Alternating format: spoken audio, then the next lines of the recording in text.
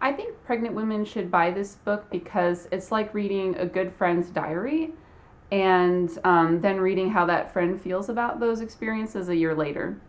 So there are two threads that intertwine in this book. The first thread is a diary-like narrative that's told in the present tense, and the second thread is a reflective part that's told in the past tense. And so you get the best of both worlds. You get a perspective that's closer to your current view as a pregnant mother, and you get a removed perspective that's further down the road. And I think that arrangement serves as a nice metaphorical bridge between where pregnant women currently are and where they will be in the future.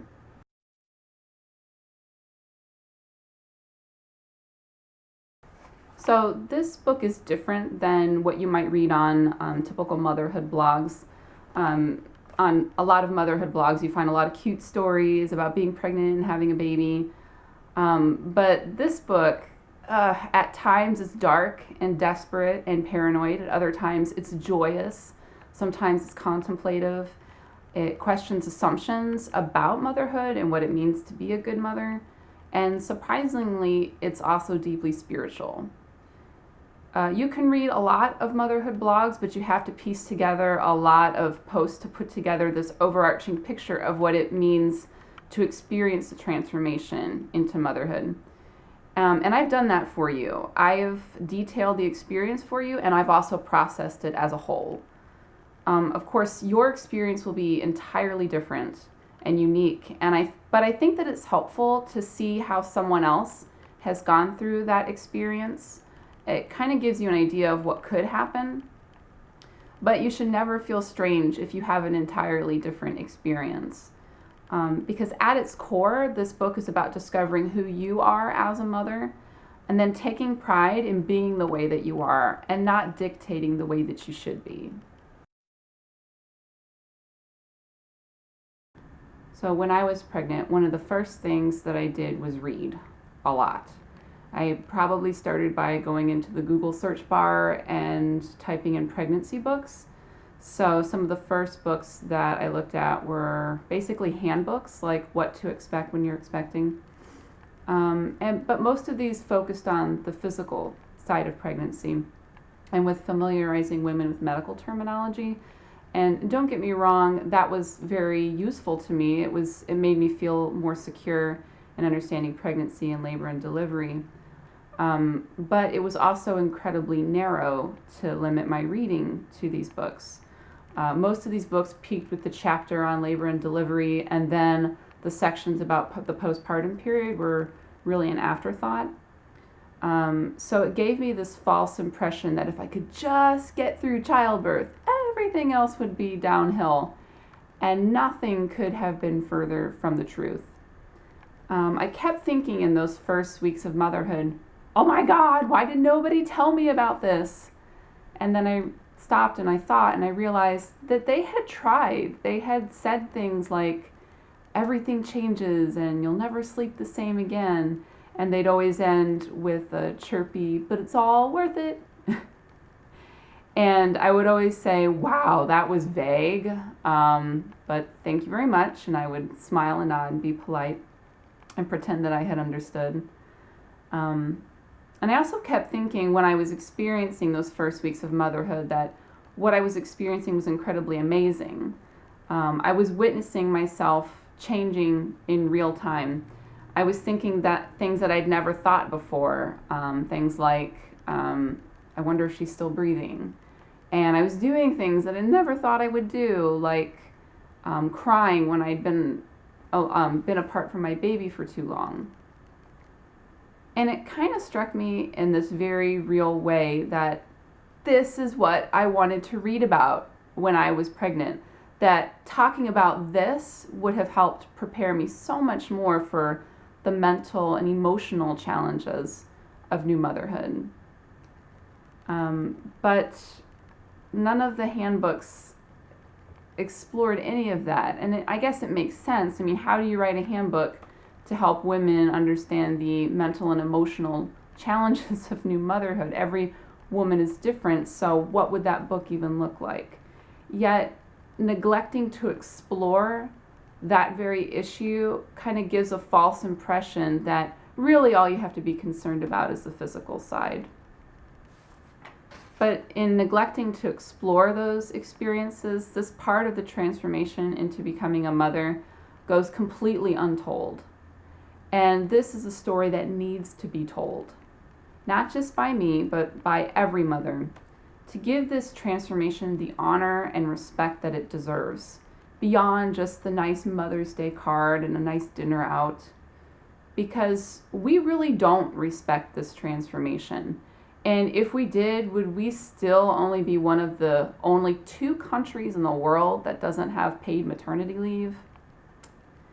And so I'm hoping that this will inspire other mothers to write more about how their identities changed as they became mothers. And in doing this, we help future first-time mothers to feel less alone in what can be an incredibly isolating experience.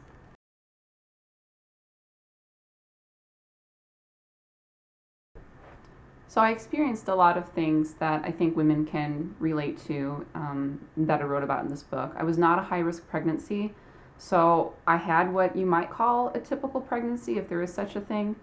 I had first trimester nausea. I went through the typical prenatal appointments, had my baby showers, and did a gift registry. I had discussions with my obstetrician about my birth plan, and those discussions didn't always go the way that I wanted them to. I gave birth in a hospital. I had a typical hospital stay. Like a lot of mothers, I had a lot of trouble breastfeeding. I struggled to figure out baby sleeping. Struggled with postpartum baby blues. And when I went back to work, I dealt with the perfect storm of daycare viruses during cold and flu season that literally left me reeling for about 3 months. So I struggle with the work-life balance too.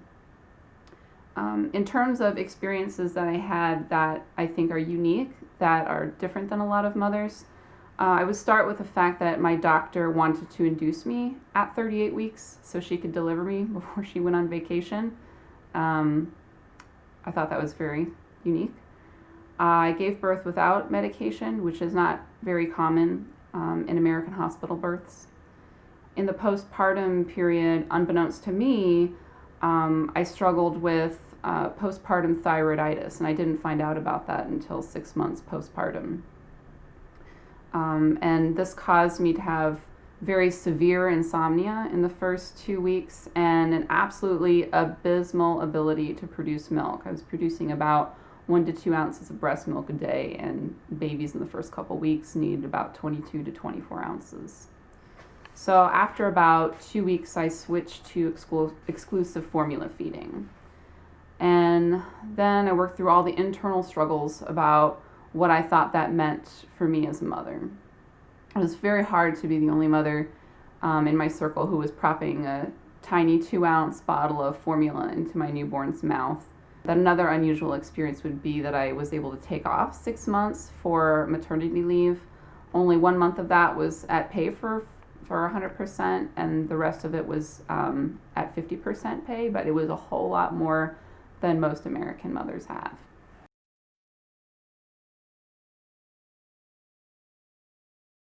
So other than pregnant women, I think that this book will be highly appreciated by any mother, no matter what age they are. I can see mothers with grown children fondly recalling their own experiences as they read this book. I can see future fathers gaining an inside perspectives about what their partners might be going through. I think women who are thinking about whether or not to even have children would find the reflective discussions about motherhood insightful and refreshing. I do my best to stay away from cliches, and I try my damnedest to express what, for many women, is too hard to put into words.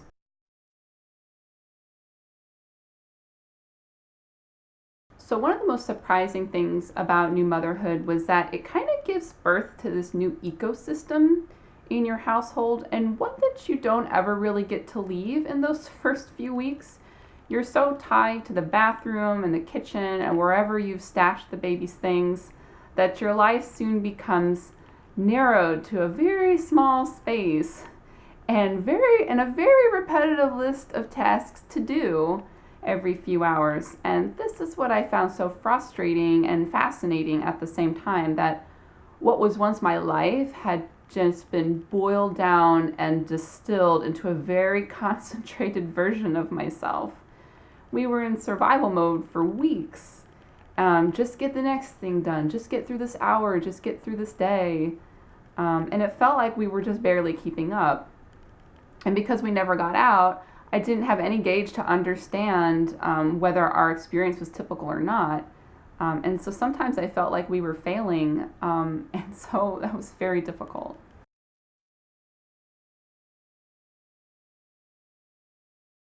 So my favorite passage from this book actually comes from the portion that's called an appendix. It's called On Labor and Belief in God. I made this part an appendix because I didn't want to alienate my readers who don't believe in God. I wanted my story to be as relatable to as many readers as possible. However, what I experienced in labor was intensely spiritual, and I didn't just want to disregard what I had experienced. So I put these words in an appendix, and for readers really to choose whether or not they wanted to read it or not. So in that passage, I write this. In the hardest hours of labor, I couldn't turn anywhere for comfort. Not my thoughts, not my body. Only then did I realize that I had surrounded myself with so many safety nets to catch me in tough times. I had relied on reason to make sense of difficult situations. I had relied on my body to pull me through illness. I had relied on others to comfort me in sadness. I never truly relied on God for anything, even though I'm sure I had pronounced those very words when I talked about coping with tough times. But I had never truly looked all the way down into my soul for that last bit of me that remained after the body and mind were torn away. I had never completely surrendered. I would like to say that I had trusted or had faith in it, but that sounds like I had something to give. The truth is, I had nothing left, not even faith. I felt completely empty, but not in a hopeless way. It was the feeling of emptiness that only comes when you're completely detached from the past or the future. It was the emptiness of the present moment, and that present moment was either a moment full of pain or a moment free of pain. I can't even call those moments good or bad. They didn't oppose each other. One wasn't even more desirable than the other, because the moments when the pain was gone were also moments when my labor wasn't progressing. In that sense, both moments were simply true. So I already wrote pretty extensively about who I am on my About the Author page, so you can go look at that, but I'll mention just a few more things here. I'm a mother of a toddler. I teach English to international students during the academic year. I have written ever since I was 8 years old, when my mother gave me a scented diary. And really riveting entries I was writing then. I was writing things like, today I woke up and ate breakfast. I went to school. I learned about plant life. I played ball. It was awesome. And I wrote that for about 2 years. But everyone has to start somewhere. I'm married to an awesome guy who cooks amazing food for me. Things I like to do besides writing: knitting, reading, and believe it or not, kickboxing. I guess we all need an outlet. And something unique about me, every Saturday morning, we have about 10 friends, give or take, who come over for breakfast. And every Monday night, some of those friends participate in a rotating dinner that we call, what else? Monday night dinner. And once a year we have a cabin weekend where we sleep in, eat too much, talk about stuff we can't change, but it's fun to think about, and laugh a lot. This group of friends has been my rock for the last 6 years, and they give me an outlet for me to just be myself, not a teacher, not a mother, just me. And so if you don't already do something like this, I highly recommend it. So what's next? Well, now that my time working on this book is finally coming to an end, I'm moving on to the marketing stage of publication. So I'm learning how and where to market this book effectively. I'm trying to reach new readers and encourage them to post reviews on Amazon for this book, so it'll help other people see the value in buying this book. My academic year begins in August, so I'll be going back to work sooner than later, and I won't have another break until Christmas. So I do want to continue to write on the Becoming Mother blog, but it'll probably have to be less frequently than I would like. But hopefully at least once every 1 or 2 weeks. I have another idea for a book project, but it's something I'm still kind of turning over in my head to see if it's something that I want to pursue. So I guess we'll see. So thank you for taking time to learn more about this book and learn more about me and why I wrote it. And if you're wondering how to pronounce my last name, it's Tjaden-Glass, like a CH. I hope you buy the book, and I look forward to hearing from you on my blog. Have a great day.